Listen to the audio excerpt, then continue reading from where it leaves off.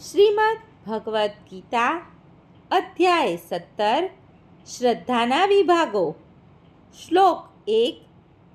અર્જુન ઉવાચ યે શાસ્ત્રવિધિમ ઉત્સૃજ્ય યજન્તે શ્રદ્ધયા અન્વિતાઃ તેષાં નિષ્ઠા તુ કા કૃષ્ણ સત્વમ આહો રજઃ તમઃ.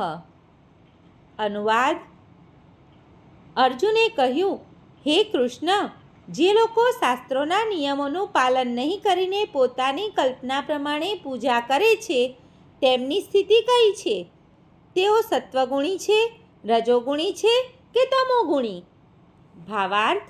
ચોથા અધ્યાયના 39મા શ્લોકમાં કહ્યું છે કે અમુક વિશિષ્ટ પ્રકારની પૂજામાં નિષ્ઠાવાન મનુષ્ય ક્રમશઃ જ્ઞાનની અવસ્થા પ્રાપ્ત કરે છે અને શાંતિ તથા સમૃદ્ધિની સર્વોચ્ચ સિદ્ધાવસ્થા સુધી ઉન્નત થાય છે.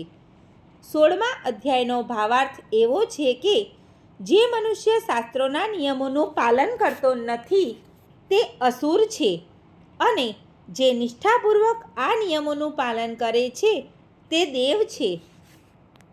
હવે કોઈ શ્રદ્ધાવાન મનુષ્ય શાસ્ત્રોમાં ન હોય તેવા નિયમોનું પાલન કરતો હોય તો તેની સ્થિતિ કેવી હોય છે? અર્જુનનું આ શંકાનું નિવારણ કૃષ્ણ દ્વારા થવાનું છે. જે લોકો એક મનુષ્યને પસંદ કરીને ઈશ્વર તરીકે તેના ઉપર શ્રદ્ધા રાખે છે, શું તો તેઓ સત્વગુણમાં, રજોગુણમાં કે તમોગુણમાં પૂજા કરે છે? શું આવા લોકોને જીવનની સિદ્ધાવસ્થા પ્રાપ્ત થાય છે? શું તેઓ વાસ્તવિક જ્ઞાન પ્રાપ્ત કરીને ઉચ્ચતર સિદ્ધિ અવસ્થા સુધી ઉન્નત થઈ શકે છે? જે લોકો શાસ્ત્રોના વિધિ વિધાનોનું પાલન નથી કરતા તેઓ કશાક પર શ્રદ્ધા ધરાવે છે તથા દેવ દેવી કે મનુષ્યની પૂજા કરે છે. શું તેમને સફળતા મળે છે? અર્જુન આ પ્રશ્નો કૃષ્ણને પૂછી રહ્યો છે.